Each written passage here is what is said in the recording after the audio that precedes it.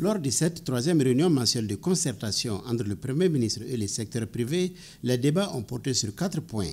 Il s'agit de l'examen et l'adoption du compte rendu de la réunion du 13 janvier, l'état de mise en œuvre des recommandations de la dernière réunion, l'état de mise en œuvre du plan d'action pour la satisfaction des besoins fondamentaux de la population et enfin, la présentation des résultats des travaux de la commission technique sur les réformes structurelles.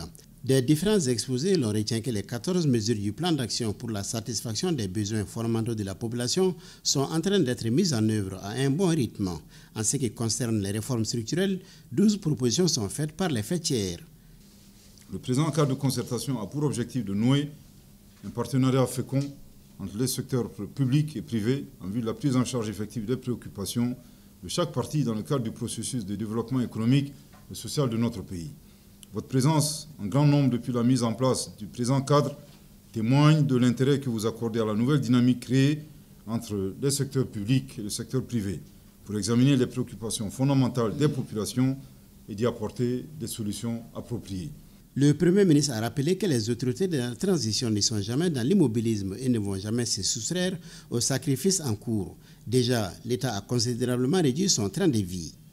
En effet, depuis plusieurs mois, sous le leadership éclairé du président de la transition, chef de l'État, son Excellence le général d'armée Assimi Goïta, le gouvernement de la transition a fait de la réduction des dépenses publiques son cheval de bataille à travers les mesures suivantes.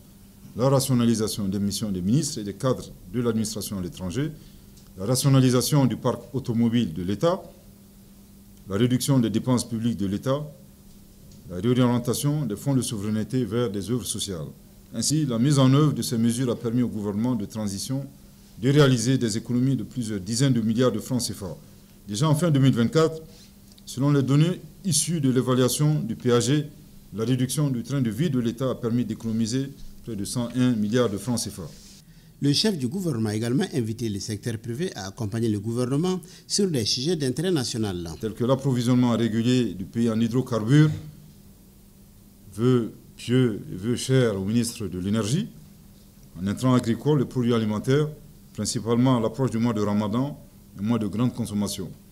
La libre circulation des personnes et des biens au sein de la Confédération des États du Sahel et entre les États de l'AES d'une part et les États de l'UEMOA et de la CEDEAO d'autre part. La mise en œuvre du fonds de soutien aux projets d'infrastructure de base et de développement social que le gouvernement vient de mettre en place. Le secteur privé a une fois de plus salué le Premier ministre pour avoir institué ce cadre d'échange qui devrait permettre de surmonter beaucoup de problèmes.